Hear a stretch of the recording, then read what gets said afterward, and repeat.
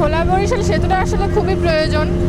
এই যে যাতায়াতের খুবই সমস্যা, নদীপথে সমস্যা হয় যে ঝড় বৃষ্টির সময় এই লঞ্চ ডুবে যায়, তখন অনেকেরই প্রাণ যায়। ভোলা বরিশাল সেতু হইলে আর কি যাতায়াতের অনেক সুবিধা হয়, এই যে চিকিৎসা ক্ষেত্রে, তারপর বিভিন্ন আর কি যাতায়াত ক্ষেত্রে সুবিধা হয়।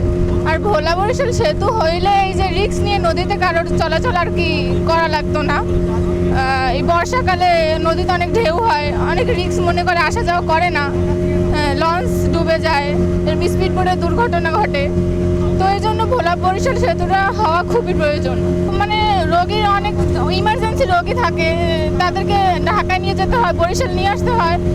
তো লঞ্চে নিয়ে আসতে গেলে অনেক সময়ের প্রয়োজন, অনেক ক্ষেত্রে এরকম মারাও যায়। তো এই জন্য যদি সেতুটা হয় তো দ্রুত নিয়ে আসা সম্ভব হইতো।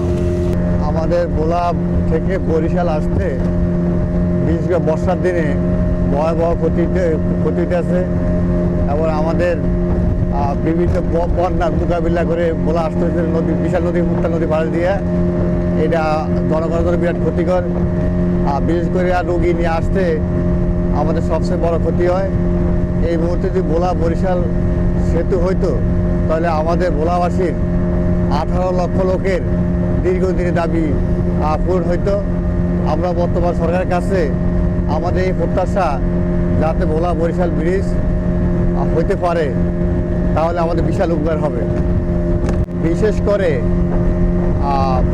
রাত্রেবেলায় যোগাযোগ যখন বন্ধ হয়ে যায় তখন ভোলাবাসী জিম্মি হয়ে যায়, বিভিন্ন অ্যাম্বুলেন্স আসা বন্ধ হয়ে যায়, রুগী আসতে পারে না। এই জন্যেই যাতে এই সমস্যার সমাধান হয় সেই আশা আমরা প্রত্যাশা করছি।